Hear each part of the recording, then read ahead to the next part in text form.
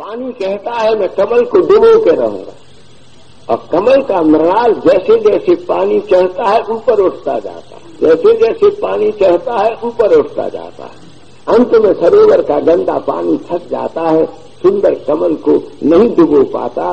वो पद्मपत्र, विकसित पद्मपत्र मृणाल के ऊपर ऊपर ऊपर उठता चला जाता है, केवल खेलता रहता है मलयालम पवन के छकोरों से और मकरंद के मधुकरों की पंक्तियों। ऐसे ही इस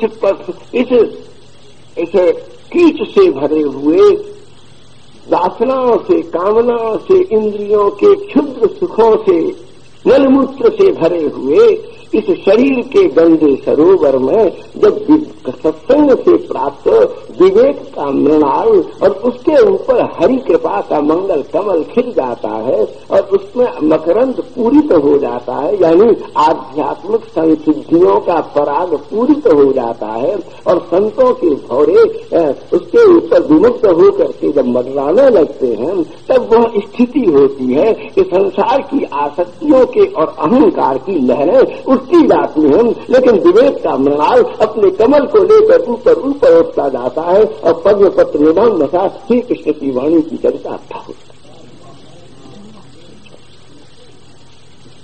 और इसके लिए लेकिन एक बात कहते हैं, सारे विवेक का मृणाल क्या है? क्या सरस्वती पाठ ने एक अद्भुत अंगड़ाई ली है प्रस्तुत श्लोक में सूक्ष्मांत से पूर्वदार।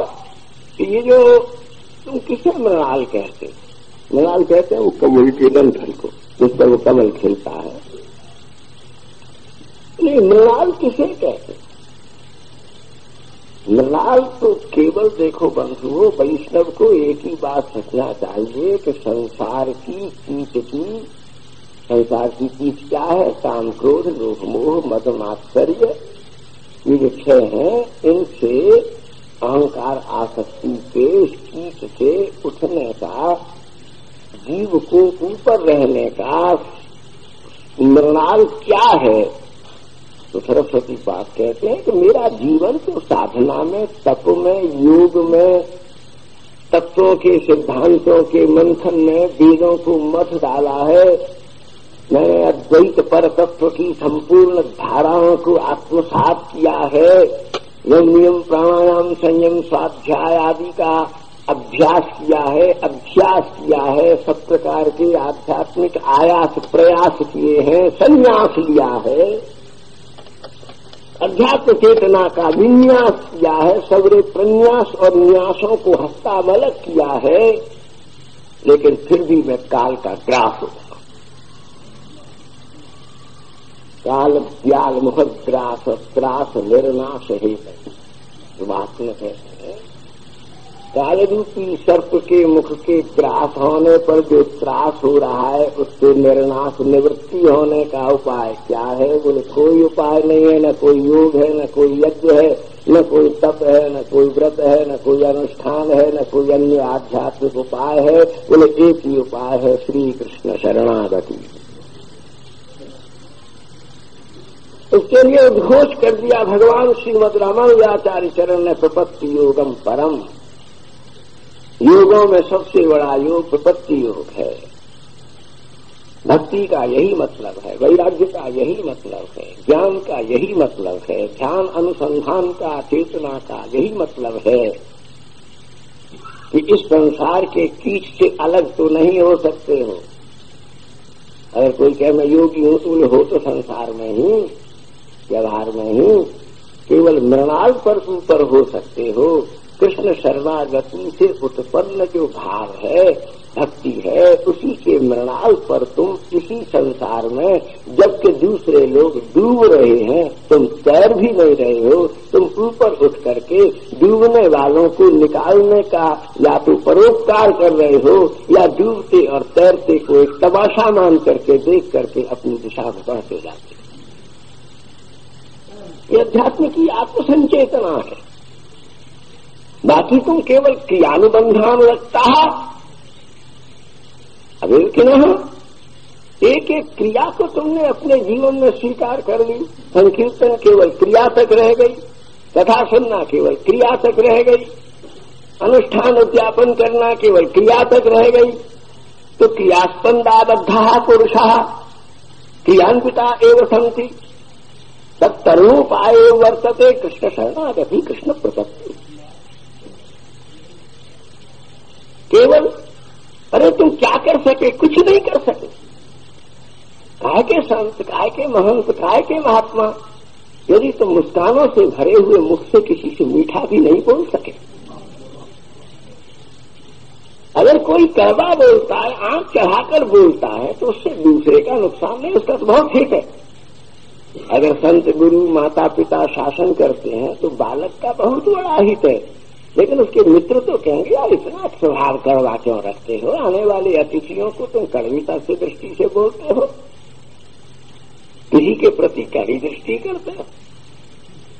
अगर यही बात तुम नव करके कहते तो नव हो जाते, तो नवीन हो जाते, ताजा हो जाते। नवीन का मतलब ताजा हो जाते और स्वाद्य हो जाते। सब लोग तुम्हारा स्वाद लेते।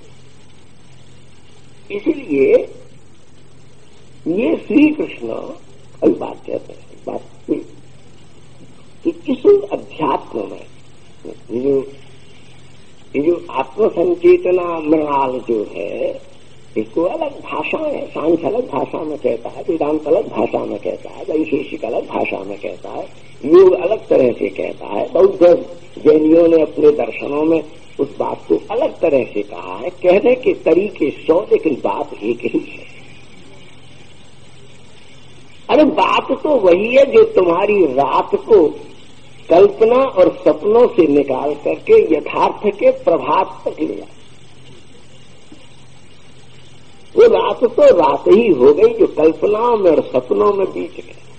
उन्मुख को क्या करेगी वो रात जिसको प्रभात का सुख ही नहीं है। जीव की रात वो केवल अंधकार, कामना, विषय कामनी और कंचन के, कीर्ति और कवल के, कादम्बर कुर्वी के और कलह और क्लेश के, काम और क्रोध के, इन्हीं अंधेरों में भटकता रहा।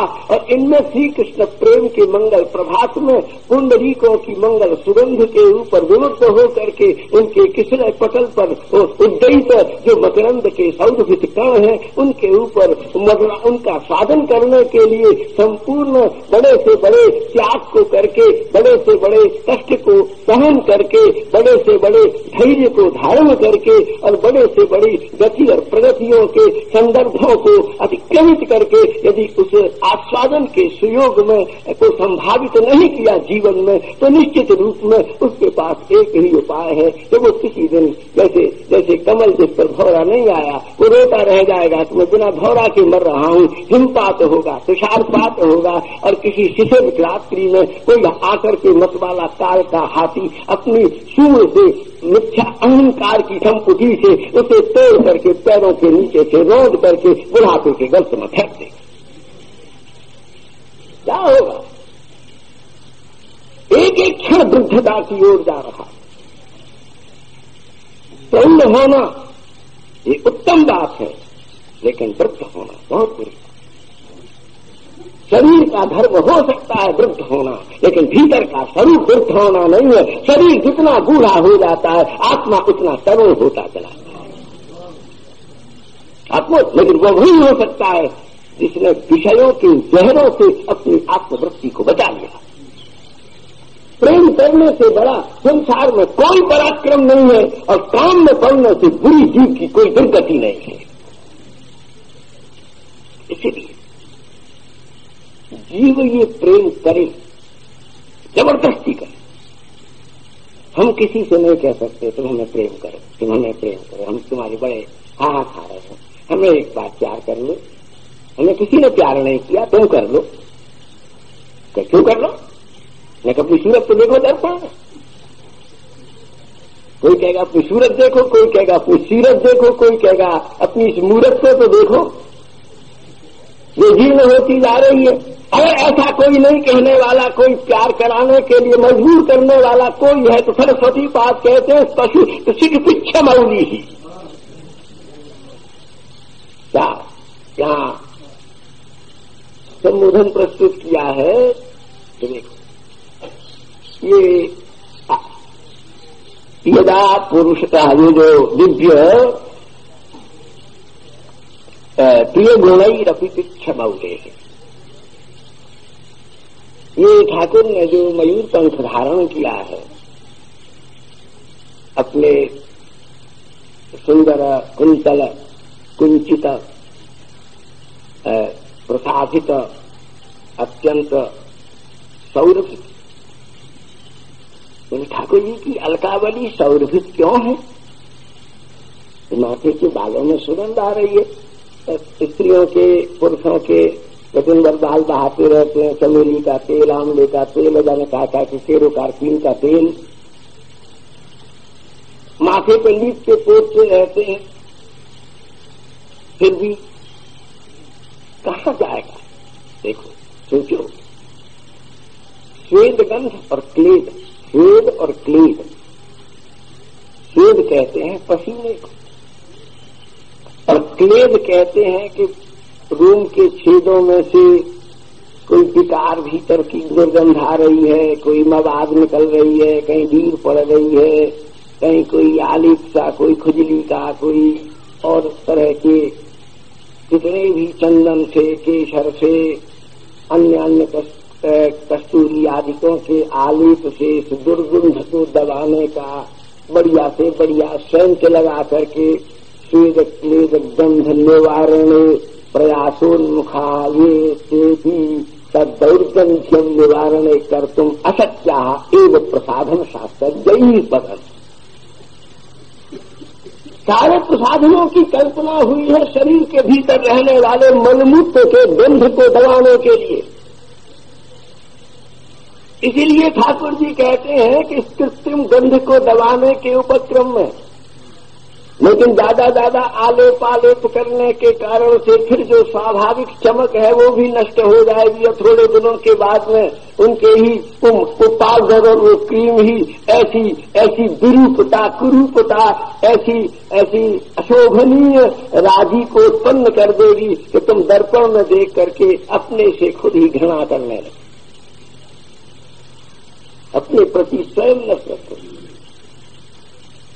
और इसलिए वो आगाह करते हैं। यहाँ बीच बीच में सरस्वती पाठ, जैसे भीड़ में से कोई अपना माथा उठाकर झांक लेता है, ऐसे गोप गोपियों के और श्री कृष्ण श्री किशोरी जी के मध्य में से कभी कभी इनका अपना भी अनुभव खिड़की से बाहर झांक करके हम जैसे लोगों को सचेत कर देता है, सावधान कर देता है और सम्यक बुद्धि से उस विषय के विचार करने के लिए समुद्यत कर देता है।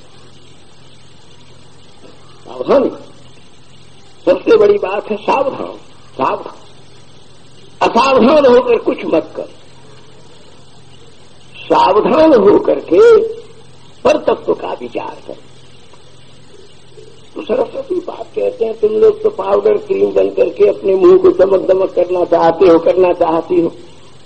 मैंने तो अपने ऊपर वो आलेप चढ़ाए हैं, पंचाग्नि तप करके, उल्टे लटक करके, श्वासावरोध करके, रेचकपूरक क्रिया से नियतेन्द्रिय जितेन्द्रिया सर्वे नियतेन्द्रिया पुरुषा भजन्त्येव, केवल भजते हैं। पिबंती भजन्ति मतलब पिबंती ते तद्रसम पिबंती यद रस सौगंध्यात् सर्वे निश्वास मंडले परिभूय कड़कड़ शिरोद्धूत एवं सर्वे सौरभ्यम धरता। मैंने उन वेदांत के साधनों के उस दिव्याति दिव्य अमृत को अपने भीतर घूट घूट करके स्वाद ले करके पिया है कि मेरे कण में से स्वेद की क्लेद की दुर्गंध न निकले, बल्कि गौरहरि की कृपा से मुझे वो स्थिति प्राप्त हुई है कि मेरी अपनी श्वासों में श्री कृष्ण के पीताम्बर की सुगंध महक रही है। किसी की श्वासों में से थूक टपके कौन पास बैठेगा, लेकिन उस कलाकार को कौन छोड़ेगा जिसकी सांसों में से छंद टपकेंगे, काव्य टपकेगा, दर्शन की मंदाकियां प्रवाहित होंगी, जयमत हो जाए। इसलिए और ये शरीर तो जैसे अभी तो दांत नए हैं, ठीक है, लेकिन जब ये बुढ़ापे के बनेंगे महाराज, डायरिया होगा, ये होगा, वो होगा, खांसी से खींचेंगे। तो शरीर की पार्थता को किसी गुप्त रूप में इंगित कर रहे हैं। तो सावधान, देह के सजाने का कोई मतलब नहीं है। अगर सुंदरी बनाना है तो शरीर को नहीं, बुद्धि को, और बुद्धि को सुंदरी रखना है तो मन को, और मन को अविनाशी करना है तो आत्मा को, और आत्मा को अमलीन करना है तो श्री कृष्ण शरणागति ही परम उपाय है, निर्विकल्प परमोपाय। सब प्रकार के अवसाद विषाद, सारा गीता कहना पड़ा, गीता का नाम है विषाद योग। अर्जुन का विषाद दूर किया है श्री कृष्ण। गीता में विषाद की निवृत्ति हुई, उपनिषदों में प्रमाद की निवृत्ति हुई, क्योंकि वेद ने दोनों ही कहा था। जब चला था तो बच्चे को स्कूल भेजने के समय मैया कहती थी, बेटा ये करना, यह चलना, किनारे किनारे चलना, सावधान चलना, रास्ते में बहुत ट्रैफिक एक्सीडेंट हो जाएगा। ऐसी श्रुति मां ने चलते हुए कहा था, बेटा कुछ भी करना, प्रमाद मत करना, स्वाध्यायान मां प्रमाद, प्रमाद मत करना।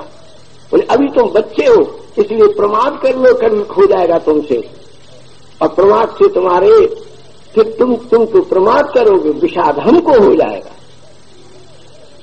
प्रमाद तुमको होगा, विषाद हमको हो जाएगा।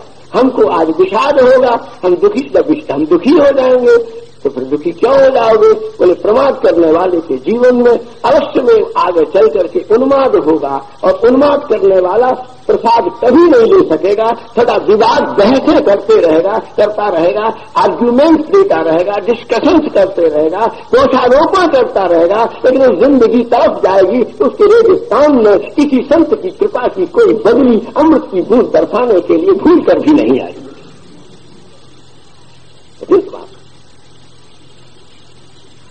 भैया इसलिए आसक्ति और अभिमान से बचना, नहीं तो ज्ञानी नष्ट हो जाएगा, ध्यानी नष्ट हो जाएगा, योगी नष्ट हो जाएगा, तपस्वी नष्ट हो जाएगा, तुम्हारा जप नष्ट हो जाएगा, तप नष्ट हो जाएगा। तुम किसी से अगर कड़वा बोलोगे, किसी को कड़ी नजर से देखोगे, सत्य बोलो लेकिन अप्रिय मत बोलो।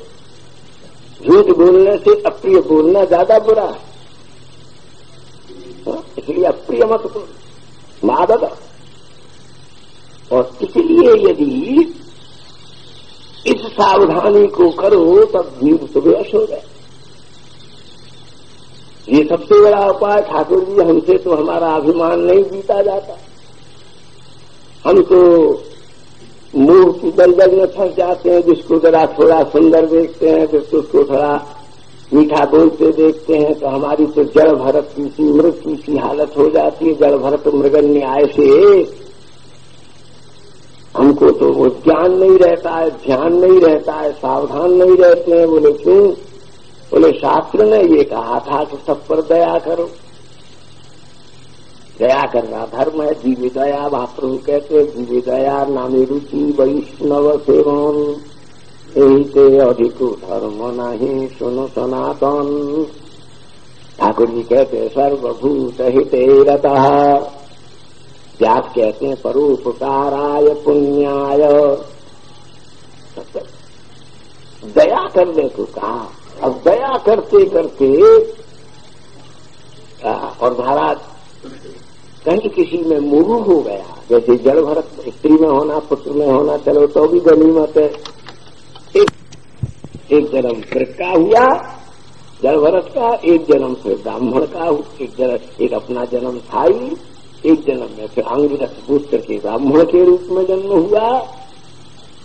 उसमें भैयाओं ने सताया, मैया ने सताया, दस्यु पकड़ के ले गए दुर्गा के, भगवती के आगे बलिदान करने के लिए।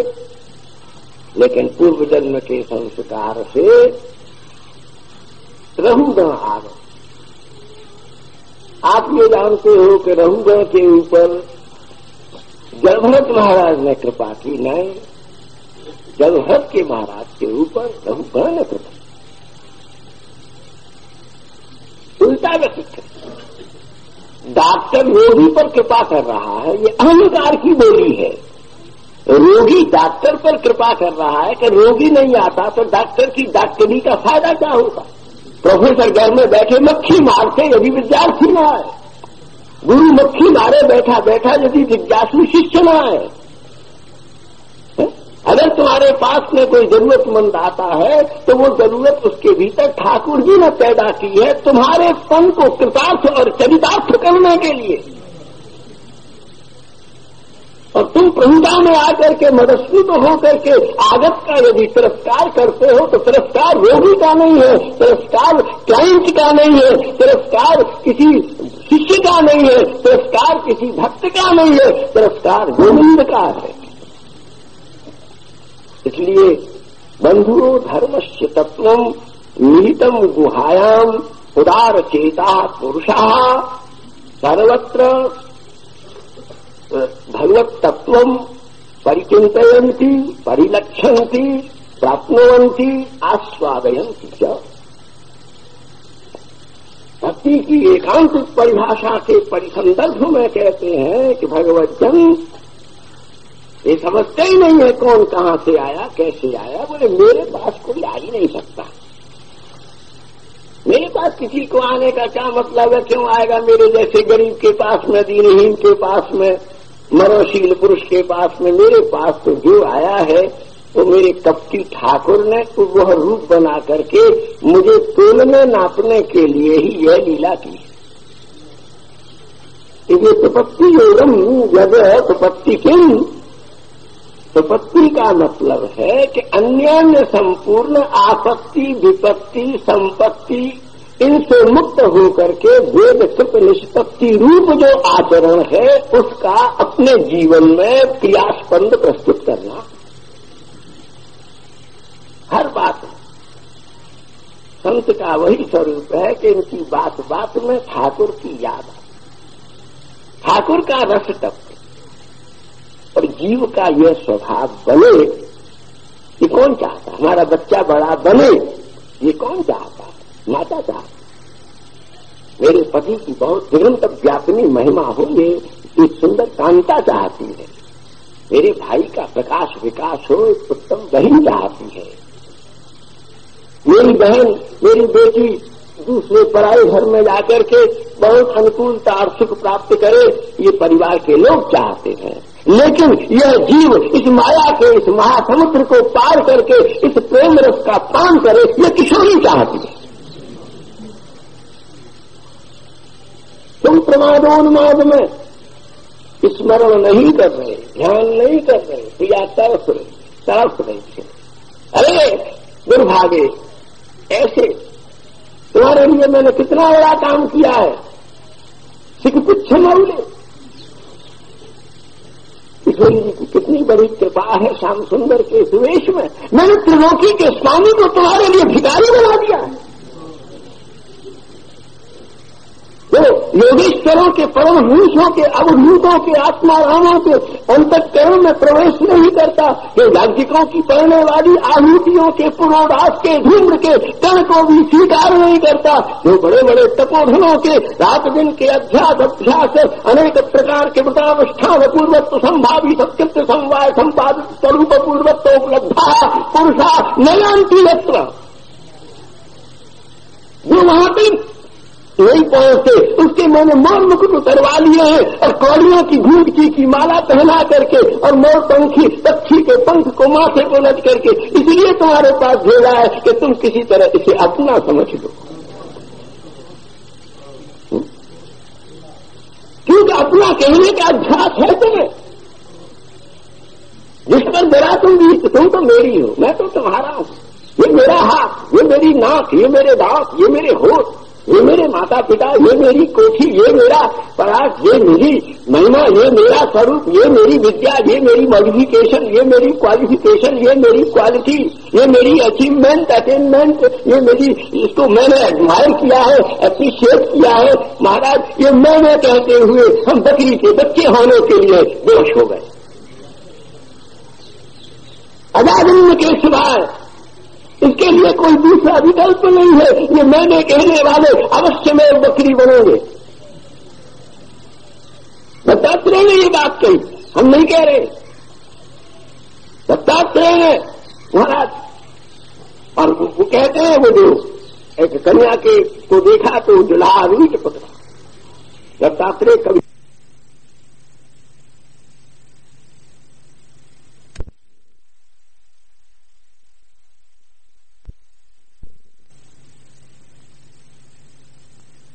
हमने तो अपने ऊपर जैसे, और दूसरी ओर ये भी पहले श्लोक में कह आए हैं कि ये कितना दुर्लभ है, कितना दुर्लभ है कि ये ब्रह्मरुद्र शुक्र नारद भीष्म मुख्य इनका स्वरूप क्या आया, उसमें आवृत्ति नहीं करेंगे।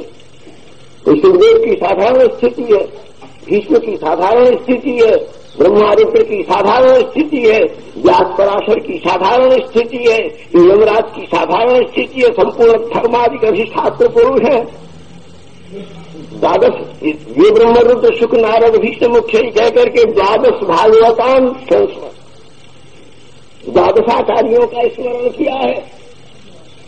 इन्हें द्वादशाचार्य कह रहे हैं कि ये सुदुर्लभ सुदुर्दम महाराज तो निगम कल्प तरुण गलितम फलम, वांछा निगम कल्प तरु के परम फल के परम निर्यास के रूप में ही श्रीमद् भागवत के प्रतिवेद्य भक्ति को, और भक्ति में भी प्रीति को, और प्रीति के निगूढ़ में रति को, रति के अंतर में अनुराग को, अनुराग की परावृत्ति को, चित्तोन्मेष की भूमिका में श्री प्रिया जी के रागात्मिका को और उसके अंतर्मर्म से प्रवाहित होने वाली रागानुगा को, उन दोनों के भीतर रहने वाली जो कृष्ण माधुरी की असमुद्ध पर सूक्ष्म धारा है, उस चिंतन तक पहुंचना जीव तुम्हारी सामर्थ्य नहीं है,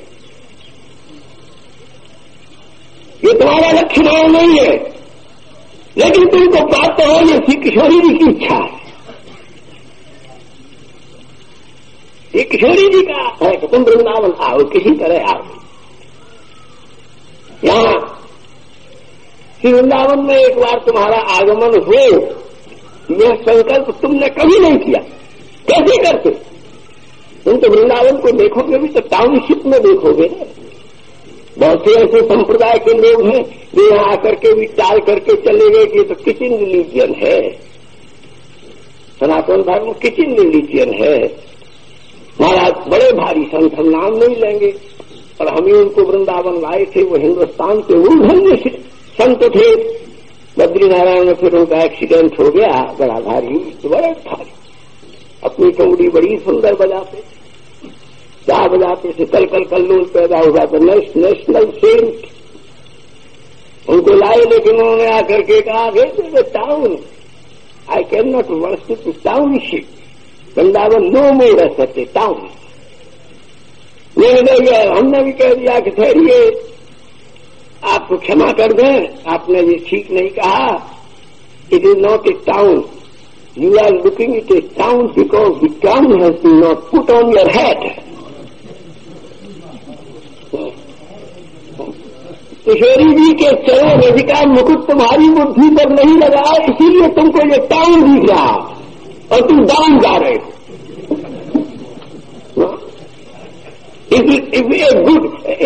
If just a crown by her hands would be pat on your head, you might have not called it a town, but all the towns and crowns are renounced for this very just and for this Vrindavan. बड़े बड़े राज्यों को, साम्राज्यों को, राजमुकुटों को ये दोनों तीर के समान दूर त्याग करके इनको सियोना की धारा में प्रवाहित करके भुवन सुंदरी पत्नियों पर कांताओं का परित्याग करके, लोक विष्णु पुत्रादिक संबंधियों का परित्याग करके, संपूर्ण राज्य वैभवों को सर्वत परित्याग करके और सबको त्याग करके श्री राधे कह करके श्री वृंदावन में रुच रज में लुंठित हो रहे हैं। और फिर ये अनुभव कर रहे हैं कि अगर ऐसी कृपा न होती तो हम इन्हीं मच्छरों की तरह, मक्खियों की तरह, कीट कामियों की तरह से, विषयशील वासनाशील पुरुषों की तरह से, एक मकड़ी की तरह से अपने ही बुने हुए जाल में फंस करके पास करके मर जाते। श्री वृंदावन में किशोरी राज्य में प्रवेश होकर के श्री गोविंद के परम प्रेम रस के मकरंद के संसेवन का सौभाग्य कैसे संपन्न होता।